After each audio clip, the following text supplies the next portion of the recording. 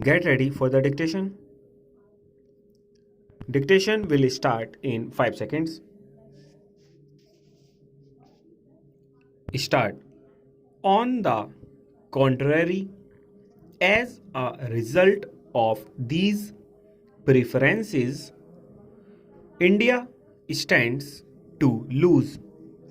That position, I think, has not been altered to the satisfaction of our country, and the Honorable Minister will perhaps clarify that position when he speaks. If these preferences work to the detrimental of our economy, the time has come when we must give them up. We need not go in for such preferences, and I am sure that the policy which is required has got to be adopted in the interests of our entire economy, not merely in the interests of our foreign sector, and not merely in the interests of any particular sector. Reference has been made to sterling valuances. I do not know how much of the sterling valuances is left at the moment. It would not exceed 740 crores. It may be much less. A part of the our sterling balances had been expanded with a view to meeting the deficits in the balance of payments. It was thought at the end of the war that these balances which had accumulated there would be utilized for financing certain developments in our country, for developing the economy in our country, in particular for importing machinery that we direly required. After the termination of the war, the reverse process took place.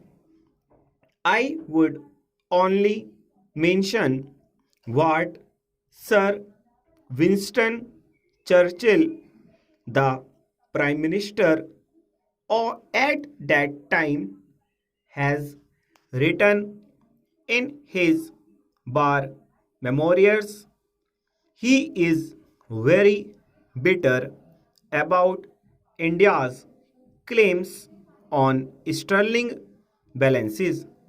He says that he does not like at all that India should make demands on the sterling balances. He thought that he had saved India, and therefore India had no right to claim the sterling balances. This is how he has written, although he does not use the same blunt words, but he makes it very clear.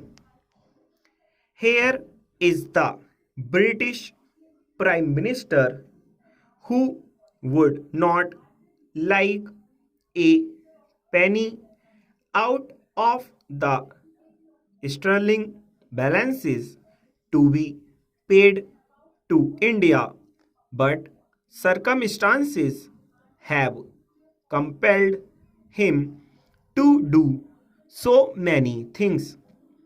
Similarly, he has been forced to accept a position where sterling balances had to be paid under certain agreements in installments, and we all know that.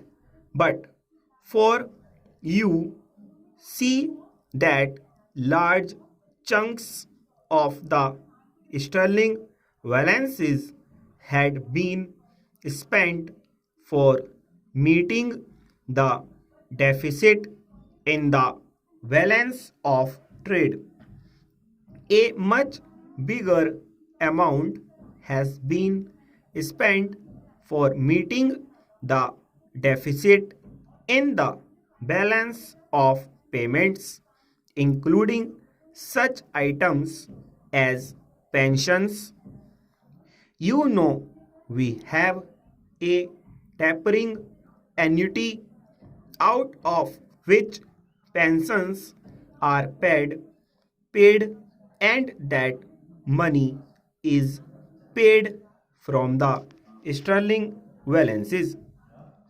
Therefore, it is a scandalous thing that these balances had been spent not for the development of the economy of our country, but for meeting certain liabilities which we might have just as well avoided, and liabilities which we should not even recognize.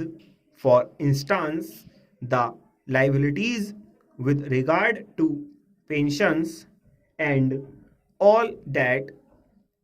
It is no use trying to explain the position in great details regarding the sterling balances in our country. Stop.